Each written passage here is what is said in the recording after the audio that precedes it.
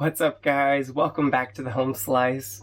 Welcome back out here to the sharpening shack. This is a knife that I never liked in the past and I never anticipated wanting to do a review for it, but the more that I've used it, the more I have come to appreciate the subtlety and the simplicity of the design that Fallkniven has done in this knife. And I'd like to share a few of those sort of subtle hacks that they're utilizing with you guys to give you a little bit of an appreciation for it, let you know some of the limitations that I would anticipate with it, and at the end of the video we will do another tomato test because this Fallkniven A1, which was loaned to me by Andrew Van, has now done 14 hours of chopping work. So this would be like the record by miles and miles and miles of any of the chopping tests that I have done. And it already is, but it will be pretty ludicrous if this thing still cuts a tomato skin. So let's dive in. Okay, right off the bat, what are some design elements on this knife that I really like? I don't know if you can see on the drawing that I've made here, but there is an exposed pommel. And so the steel of the tang on the Fallkniven A1, it goes all the way through this injection molded rubber handle, and it comes out here on the end and sticks out. Oh, it's a curved surface, but it's probably about 2 millimeters that it sticks out right here. What's cool about that is that with a rubber handle, if you ever needed to do batoning or even you were just in a survival situation, sometimes there's cuts and shapes and holes, particularly when you need to burrow a hole into wood of some shape for a slot or a pin or some joint to fit together. It's very, very difficult to use the large part of your edge because it's too wide, and so you actually need to do that batoning the end of the knife and using the tip to cut out your shape, kind of like a chisel. I mean, obviously it would be pretty rare for you to be in that situation, but I actually have utilized that feature on a knife before. I had an old Mora Bushcraft that I did that to, and when I was striking it with a hammer or the piece of wood, batoning it, on my Mora Bushcraft there was a little sort of plastic rubber cap over the end, and it just smashed in, and it never looked the same or worked quite the same. And on the Fallkniven, you'd not have that problem. You've actually got a piece of metal exposed here, so you can strike it and you can create tremendous force in the tipward direction, which is a really cool design feature, I think. The next thing is the chopping ability on this thing. Now, there's a lot that goes into this. There's a lot of subtle details that go into this. But one thing that I have noticed is that Fallkniven has a convex profile of their edge. The grinds come down and they actually convex to the tip. But they have kept that little convex tip so small. So this knife operates like a knife that is very thin behind the edge, you would say. Now, the difference between that is that if you have most combat knives that are built the way the Fallkniven A1 is, they'll have a saber grind that's relatively thick behind the edge because they want that edge to be beefy and durable. But actually, if you have a convex edge, you make up for a little bit of the strength because of the ever-increasing angle of the edge. And if you have a convex edge, then you can compromise a little bit on the thickness behind the edge. This is two sort of mock-ups. This is not the way that the Fallkniven is. This is the way most survival knives would be. By the way, it's kind of funny, but here I am trying to shoot with maybe limited gear, and it feels like a bit of a throwback to the early days of my channel. There's a dumbbell on a cardboard box that I cut into an easel with my knife to shoot this video. Anyway, if you look at the sort of thickness behind this edge versus the thickness behind this simulated edge that I have drawn for the Fallkniven A1, that's too big. You can see that there's a pretty vast difference between putting a very thin convex and putting a very stout V-edge on the knife. Now, ordinarily for an all-purpose survival knife that's kind of combat leaning, you would see a flat grind with a pretty stout, thick edge.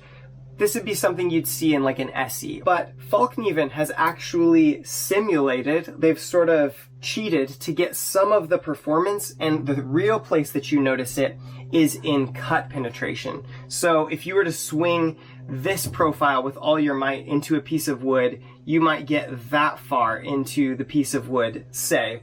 But with this thin convex edge, even though it reaches the full thickness of the blade very quickly, and it's a very, very, very tough and durable design, you get excellent cut penetration. It goes in so much deeper than you would anticipate just looking at the knife visually. My mind was so blown by this knife. When I started using it, I realized that the handle has just enough shaping to not really have any hot spots for me. And the checked rubber grip works very, very well, even in wet conditions. And the thinness behind the edge actually makes the penetration pretty nearly as good as my K-Bar Becker BK7, which I've said in the past, I find to be an excellent impromptu sort of chopping medium-sized fixed blade. So to have a knife and sheath that have this small of a little profile, and I've made fun of this sheath in the past, but the more that I use it, I actually appreciate how slender it is, how compact it is to the size and dimensions of the knife. Because most sheaths you see on a medium-sized fixed blade, they've got like a plastic slot and the nylon is out to here and it's like this long, even though the blade ends way up here. I've really been appreciating some of the aspects of this sheath. I still think it looks a little silly, but from a totally Spartan utilitarian viewpoint, it actually works pretty phenomenally in my opinion. Another thing that's maybe not first apparent from sort of an outward view is the way that they've managed the tip. They've given you a lot of slicing belly here, and they've given you a tip that's very, very thick. I mean, if you look at the tip profile on this thing, it is quite thick.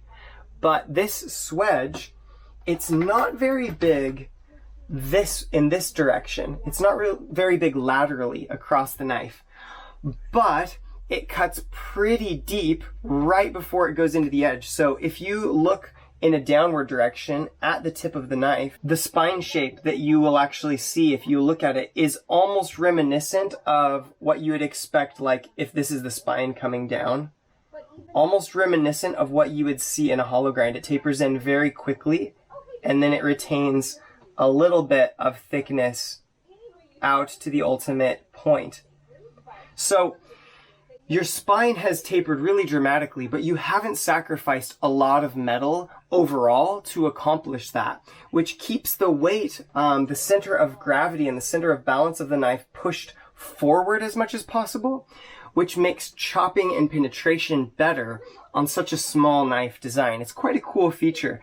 You also have quite a good piercing point because of how quickly that taper arrives at a very thin spine profile. So right at the point, things become very thin, but then from there, you have a really balanced overall approach between having piercing efficiency and having chopping efficiency, which is really rare to be done well. One of the coolest things that I would say about the Fallkniven A1 that you might not pick up when you first glance at it is that they actually have a variable grind on this knife, and the dimensions of the flat are variable as well. So this is what I mean. If you take a measurement right here, and I did with the measuring tape on the one that I have, you will get a measurement of about 16 millimeters. That's a terrible 6.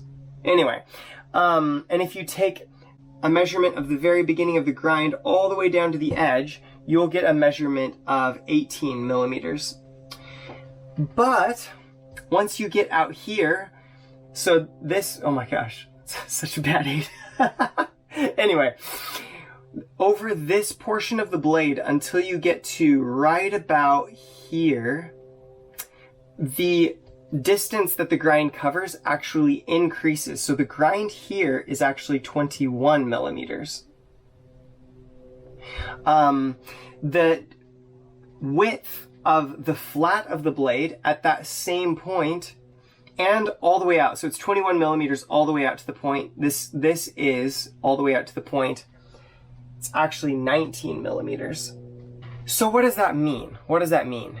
Well, it means that you've taken weight away from this portion and you've shifted the weight of the blade further out, so that rather than having a chopping kind of sweet spot or a center of gravity that maybe falls here, you've actually, between the two of these, shifted more metal and more mass out towards the tip, and you actually have a center of gravity that's out, maybe out there. Let's see, so 18 to 21, let me get a calculator. So it's actually 16% steeper or narrower of a grind out here at the sweet spot. So not only does this change the whole way that the knife swings in your hand and turns a medium size fixed blade knife that would be worthless for chopping if it had this profile and if it stayed this grind width, into something that can really compete with larger knives in terms of chopping. I'll just overlay some video over this part because I actually took this out for the 4th time and went from 10.5 to 14 hours of chopping with this little VG10 Fallkniven, and this is some of the stuff that I was tackling. I mean, there were some beefy boys, and I did not spare the edge on this thing, but we put it to some really tough use. The work that they've done on both having the spine widen and having the grind widen, what it does is it puts that thin profile right at the place where you need it. It doesn't waste any weight down at the heel of the blade, but it transfers the weight of the knife towards the point where it is most useful and adapts the grind to be most useful at that point. And so overall, in all of these different characteristics, what I've been finding with the Fallkniven A1, it's not like a big brown bear, 5 thousandths behind the edge, 65 HRC Magna Cut monster, Of course, you only get those sort of things from an extremely talented custom maker. But what it is it is a truly, and I say this as somebody who is not classically or traditionally a Fallkniven fanboy, but I would say, I've even done some kitchen work with this, I would say this is truly a combat knife that you could use as a all-purpose or survival blade, and it would perform every function I can think of admirably. And I did not expect that when I actually began using the Fallkniven. What are some downsides? So we've talked about all the pros, we've talked about all the cool stuff. I think some of the downsides include that maybe the looks of the sheath are not super flash. If you're used to really tight-fitting Kydex sheaths, you may be pretty disappointed in that. The materials of the handle are very, very, very functional. It's not your trendy micarta or canvas or linen or whatever. And so you're not really getting the most flash thing, as they'd say here in New Zealand. You're really getting something that's more classically functional. I guess the one other downside, and to be honest, I usually have a lot more downsides I've observed of a knife, but this has been a very positive experience for me with the Fallkniven A1. But I guess I would say that this convex profile is not without its disadvantages. So it does mimic like a flat grind by being really, really thin behind the edge, and that performs wonderfully. And it also, the convex profile that's really thin gives you really, really great edge retention. I mean, I am at hour 14 of chopping with a VG10 knife. Like, I never anticipated that knives that are as high in alloy as VG10 would ever hold a candle to carbon steel. So you get really great edge retention. The thing that you should note is that eventually this profile, if you sharpen it, will turn into this profile, or a convex version of that profile. What I mean is that at the beginning, when you first get your Fallkniven out of the box, the profile will be really thin and really satisfying. But over time, as you resharpen and as you use it, it will thicken and thicken, and you will lose behind the edge thickness. You will lose that more quickly than you would a flat ground knife. You can see that if you were to sharpen you know, half a centimeter off of a flat ground or a hollow ground knife, you're increasing that behind the edge thickness a bit, but it's not extremely drastic. It approaches the full thickness more slowly as you sharpen it. And the downside to having a thin convex, although it is really awesome in a lot of ways, is that if you take, say, half a centimeter off of this one, you are going to go for a very dramatic increase in behind the edge thickness.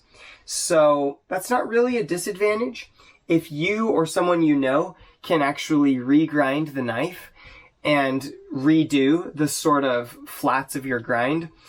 But it is a big disadvantage if you're sort of an ordinary user. You're going to see that performance fall more quickly if you put it to really hard use. So that's the one thing that I would say is a downside to Fallkniven's design here. Now that said, I had to sharpen the SE after 3 hours of use, and I haven't had to sharpen the Fallkniven until 14 hours of use. So there again, you have a balancing factor where, yes, if you sharpen it, it's going to gain thickness more quickly, but bear in mind that you won't have to sharpen it as much because the edge geometry is done so phenomenally well. Hey, if you want to learn more about knife design and the stuff that I've been talking about today, then check out this link, because I've actually created a whole series on knife design and learning how different aspects of design affect different performance characteristics. Hour 14. Squishy tomato. Squish, squish, squish. Fallkniven A1. Pinch grip. No weight on the knife. 5 tries in the sweet spot. Here we go.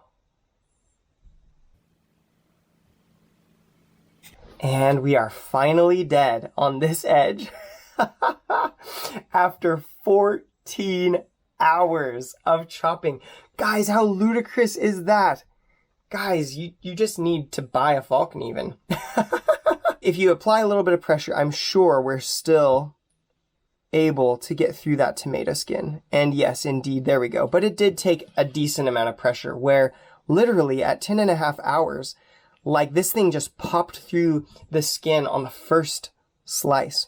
So I'd imagine those extra alloys are making portions of edge that don't want to be bent or worn away in carbide, and that those portions of edge are holding their sort of original level of sharpness a little bit longer.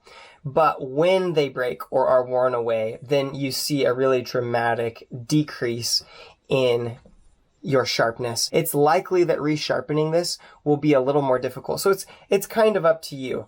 I think for a dual grit edge, my goodness, this Fallkniven in VG10 is the way to go. 14 hours is a ridiculous amount of time to be chopping stuff.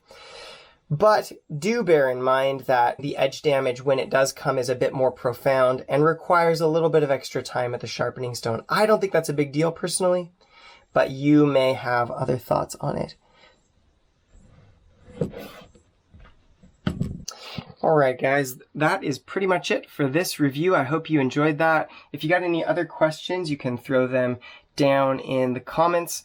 But thanks for watching. Thanks for visiting. We'll probably count this as the winner of all of my initial testing. Yay! Fallkniven A1 wins! Woo! And then we'll go into some more shock heavy large blade chopping tests. Previous testing of this particular knife at the 3-hour mark and the 7-hour mark and the 10-hour mark. I will put those links up here in pretty quick succession. Anyway, I hope you have a great day. Thanks for tuning in. And for now, I'll say, hey, peace out, guys, from the home slice.